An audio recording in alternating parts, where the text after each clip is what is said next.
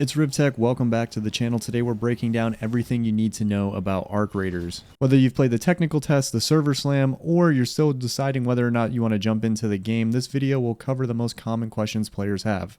We'll cover everything from gameplay to loadouts, the stat system, microtransactions, wipes, respecking stats, everything you want to know. Huge shout out to today's video sponsor GameSir and their G7 Pro controller. I was recently sent one to test out and I absolutely love it. Dominate every match with the GameSir G7 Pro controller, tri-mode for Xbox, PC, and Android, precision TMR sticks and Hall effect triggers for elite responsiveness, 4 extra programmable buttons to customize your play. Get the edge, GameSir G7 Pro, link in the bio. The game will be available on PC, PS5, and Xbox Series X and S. You will be able to cross-play between PC and console with the option to turn it off, and the game will have cross-save and cross-progression at launch. All you'll need to do is create an Embark ID and link all of your accounts. Let's start with the basics. What is Arc Raiders? Arc Raiders is a third-person PvPvE extraction shooter. You drop into a zone known as the Topside, where your goal is to gather loot, fight off rogue machines called Arcs, and extract before the time runs out. Next up is the gameplay loop and extractions. You can go into a raid solo or with a squad up to 3 players. Each raid lasts about 30 minutes and every decision matters. If you die before extraction, you lose most of your loot unless it's in a secure container. It's high stakes and it's high reward, built around tension, teamwork, and survival. Each run starts in your base of operations known as Speranza. Here you'll choose your gear, craft items, and prepare for deployment. Speranza is also where you'll get your quests from the various NPCs and where you'll be able to interact with traders. These traders will sell you everything from weapons to explosives to medical items and more. You can take care of everything that you need to do before you go topside. Once you're topside, you'll deal with 2 main threats. First is the Arc machines, whose primary function is to take you out, and it is completely non-negotiable. They dominate both the air and land.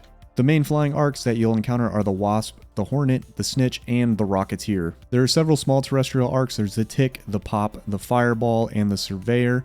Then there are the larger terrestrial arcs, the Bastion, the Leaper, and the Bombardier. Lastly is an in-game boss known as the Queen. The Queen has the most health out of any of the arcs and will require coordination between you and other raiders in order to take her down. Even with high tier loot, it's going to take you the majority of the raid in order to defeat her. The next set of enemies are other raiders. You can go into the raid solo or with teams of up to 3 players. I played about 30 hours of the technical test, and in every single raid I've ran into other players. This doesn't mean that you have to necessarily engage in PvP with them. There is an emote wheel for those of you that don't use microphones, and if you do have microphones, there is proximity chat so that you can speak with other players in the raid. From my experience, the majority of the time when I did try to interact with another player and either team up with them to extract or to take down arcs in the area in order to complete challenges, they were actually pretty receptive to cooperate. A few times you just run into some PvP demons and you're just going to have to deal with it. The devs have already said that their main focus with matchmaking is pairing solos with solos and squads with squads. The devs have said that currently there is no skill-based matchmaking or gear score matching. They're simply prioritizing squads matching with squads and solos matching with solos.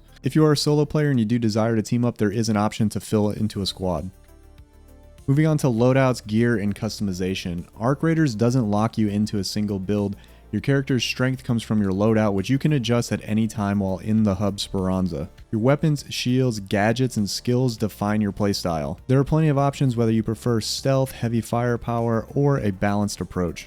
Gear fear in this game is drastically reduced because there is the option to do a free default loadout. The free loadout is a great option for when you're rebuilding after a bad run or you're low on funds. As a new player approaching the game, I highly recommend using the free loadouts until you learn all of the mechanics of the game. Once you're more comfortable and understand how everything works, then I'd recommend building your own loadout. Next, we'll talk about one of the most important systems in the game, and that is the skill tree. The skill tree is a persistent progression system. As your raider gains experience from missions and raids, you'll earn points which you can allocate into the tree. The tree has 3 main branches: conditioning, which focuses on stamina, strength, and endurance; mobility, which focuses on movement, agility, and vaulting speed; and survival, which focuses on looting, durability, utility, stealth, and crafting. Each branch contains about 15 skills, so about 45 total across the skill tree. You need to be very careful and conscious about where you're putting your stats. Early on in the game, some players would recommend investing in conditioning first, which will cover your stamina, endurance, and ability to carry heavier shields. Others may go the survival route first in order to improve things like looting and crafting. Some players may choose to balance between all three branches. And while you can spread across all three branches, you might also want to specialize to get the bigger skills, which often require more points invested into that branch. I highly recommend reading what each skill does before allocating your points. Devs have already said that even if you've reached the highest possible level obtainable, you will not be able to use all the skills at one time. It's unknown whether or not you'll eventually be able to do this, but upon release you won't. You should plan your build under the assumption that you cannot unlock every max skill across all the trees. And this takes us to our next point, respecking. Arc Raiders will not have a traditional respec system. Instead, the primary way to reset skill points is by completing an expedition project, which results in a full progression wipe of your character. And here's how the expedition project will work. Upon reaching level 20, you can participate in an 8-week event called the expedition project. During this time, you gather and submit resources. If you successfully complete the expedition project within the final week, you can choose to perform a full progression reset.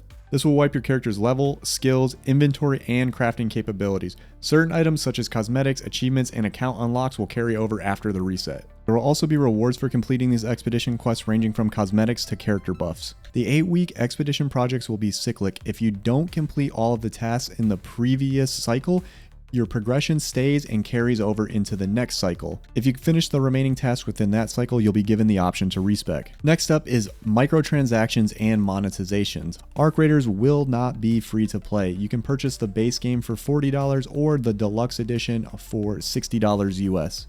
Let's clear up one of the biggest concerns, and that is microtransactions. Arc Raiders uses a cosmetic-only monetization model. You can buy skins, emotes, and premium cosmetics, but nothing that gives you a gameplay advantage.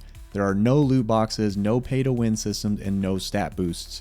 The premium edition offers early cosmetics and currency, but all performance upgrades are earned through gameplay. Embark Studios has made it very clear that fairness is a core design principle for Arc Raiders. If you've ever played Embark's other title, The Finals, you'll know this to be true. Everything that you pay for in that game is purely cosmetic and offers zero advantage. Next up is how Embark is going to tackle anti-cheat. On the game's Steam discussion board, the devs wrote, "We're also using machine learning to analyze player behavior. In the coming months, we'll also begin an incremental rollout of a new kernel-based anti-cheat solution intended to significantly raise the bar for cheat makers. Cheat makers exploit everyone, players, developers, and the community itself. We're committed to protecting fair play and adapting to new threats." The devs are aware of cheating and actively working on layered solutions. That doesn't mean that cheating will be zero at launch. The community feedback suggests that some cheaters are already present in early testing, so expectation management, some risks remain. Like every other multiplayer game, the success of the anti-cheat will depend on consistent enforcement through bans, detection, and updates. Here are some final thoughts and tips. If you're new, start with solo to learn the AI patterns and extraction routes.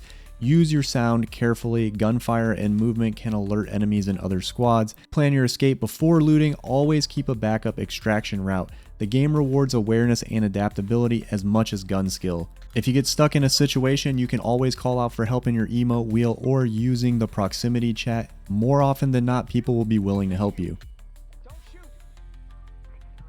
And there you have it, a quick 10-minute rundown of things that you need to know prior to going into Arc Raiders. If you found this video helpful in any way, please make sure to like, share, and subscribe. And for more Arc Raiders videos, including guides and streams, make sure to check back in on the channel. I've been RYZEN, thanks for watching.